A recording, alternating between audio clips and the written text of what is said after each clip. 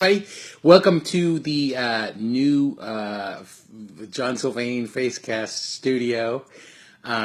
We have set this up and trying to turn over a new leaf here to make sure that everything goes a little bit more smoothly and there's fewer sounds of dogs pattering around and barking at people and so forth. This is our library here, and we have cleaned it up a little bit to give us an opportunity to do some stuff. I'm going to try and rearrange this so it just looks better, so it's not distracting to you, my audience. Hey everybody! I got a lot of people joining. I know I'm a little bit late, and maybe that's why people are joining. I'm going to change things around a little bit. I'm experimenting with different kinds of Facecast technology, so be looking for that in the future. It might change where you find this, or it might not. Hi, Mom. Without any further ado, because I have things to get to, and I'm sure you do too, I want to jump into... Yeah, I know, a tie. I've got a tie, Alan, right? I've got a tie on. I thought I'd start wearing a tie on Mondays. I'm trying to be... I want to be more effective. So I've been getting things done, and I really want to get things done a little bit more quickly.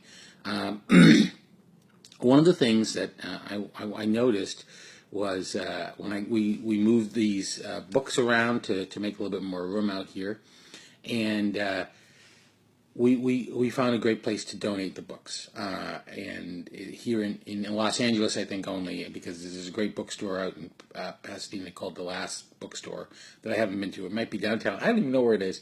But they have teamed up with libraries and schools to have a place where you can donate books, which is great because like Goodwill won't take books anymore. Most libraries in LA won't take books anymore because people are feeling like they can give away tons of books. Here, look at these things.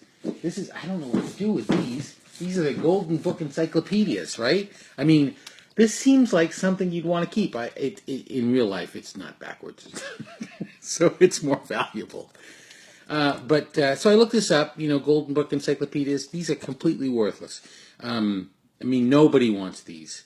And because you can get all that information on the internet, and these are completely out of date. The only value of a book like this is for scrapbookers. And it just takes up space, but it's like, why get rid of it? The donation place won't take encyclopedias. But they will take all kinds of other books. So that's great. So my point, ladies and gentlemen, was that we packed up these books into boxes and brought them from here, which is in the back of our comp, out to the front end of the house on the porch so that the people could pick them up.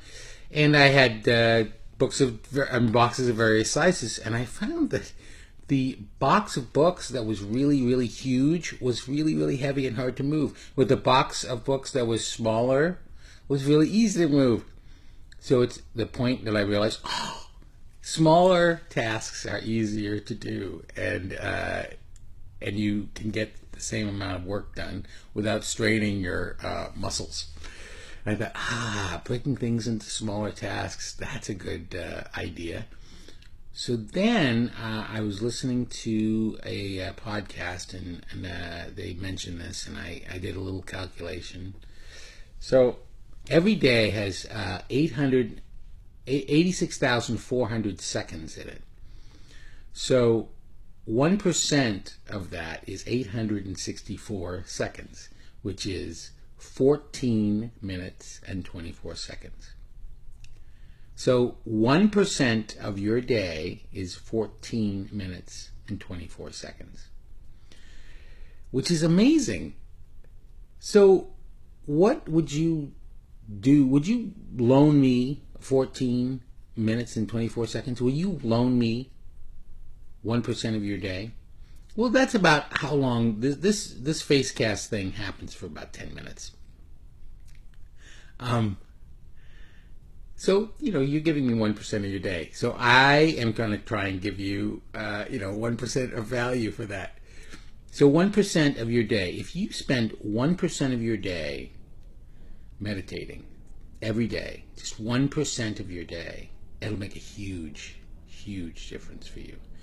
If you spend 1% of your day, 1% of your day exercising every day, that'll make a big, huge difference for you.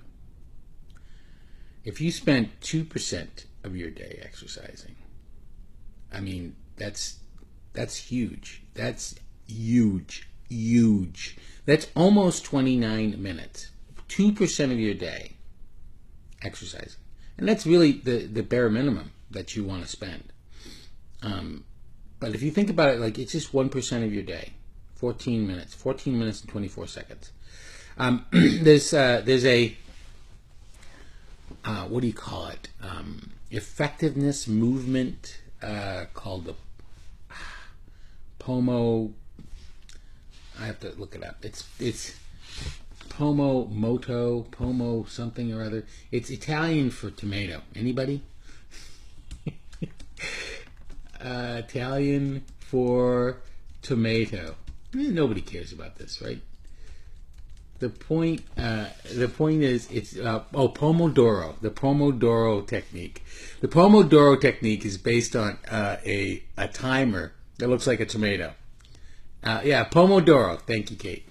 The Pomodoro Technique is based on a timer made of it looks like a tomato. And the idea is it's 25 minutes. You take 25 minutes to do everything using your Pomodoro timer. Italian timer that looks like a tomato. Which it seemed kind of random. It was invented by somebody who had a Italian tomato-looking timer. You know, it's a kitchen timer that looks like a tomato. So how about instead of that, we'll have the 1% technique, which is basically saying that you take 1% of your day to do something. And you say, I'm just going to do something for 14 minutes and 24 seconds. And you're just going to focus on that one thing for 14 minutes and 24 seconds.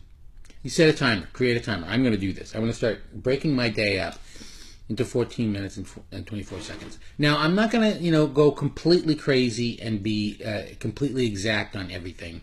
I'm not going to break up my day and move like, because I don't know if that's healthy. I don't know if I can survive doing something like that. But what I'm going to do is I'm going to create a timer, 14 minutes and 24 seconds, and I'm going to say, okay, I'm going to do this for 14 minutes and 24 seconds. I'm going to do this for 14 minutes and 24 seconds. I'm not going to do anything else. I'm just going to be focusing on writing my book or proofing my book or right now I'm looking for a cover. So I'm going to create my cover for the next book, the Space Academy, coming out soon. Many of you actually have advanced copies. Because I figured that you paying attention to me and you're going to help me out. Vince, you're getting yours soon. You can look for the email. So 14 minutes and 24 seconds, and I think let's all try it. Start trying to spend 1% of your day on something. Now, self-investment, right? So I was thinking about this, and I thought, okay, so if 1% of your day is 14 minutes and 24 seconds, can you invest 10% of your day to yourself? So you have 1% for meditation, maybe 2% for meditation, maybe 3%, because then you'd have 2 sessions of 24. So it adds up to basically, I can't do the math in my head right now. 28 plus 14 would be, I got to get going. So 10% for yourself. So you have 3% for meditation and or contemplation or mind help. And then you have 2% for exercise, or maybe 3% for exercise. So you have another hour there. And then, or not quite an hour, almost 45 minutes. So that's and then you have 4% for planning and for thinking about your goals and for taking action to further your goals along, whatever your goals happen to be, if they're personal, if they're professional.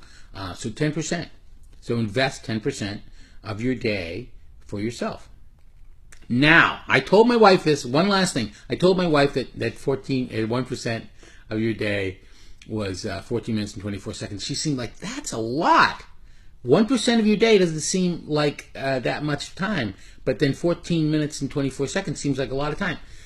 Here's the key, and if it bothers you, then you could change it around. The key is you really should spend 8 hours a day sleeping or getting ready to go to sleep, just to be healthy, right? So that's 33% of your day. So 14 and 20 minutes and 24 seconds is 1% of your entire 24 hours. If that bothers you and you say, well, but there's only 66% left. So, okay, how about 10% of your waking day, or 1% of your waking day? 1% of your waking day is 9.6 minutes. So if it makes you feel better to just spend 1% of your waking day on something, then you break things up into basically 10-minute chunks or 9.6 minute chunks. Just there's a little way of thinking about that, okay? So hi Kate, hi Mom. So there's that little tool. Give it a try. Let me know how it goes. And here's a little bit of trivia. Who came up with or discovered the fact that pendulums, no matter how far the swing is, pendulums will swing at the exact same time. The swing takes exactly the same amount of time. It was very important for the development of the pendulum clock, which was very important for the development of the understanding of time. Time became 100 times more accurate once the pendulum clock was invented by, here's a big hint about who invented found the period of time, the periodicity of pendulums. The pendulum clock was invented by Christian Huygens, based on the work of this very great person. And I'm not going to tell you who he was, but I will tell you that he went to the University of Pisa.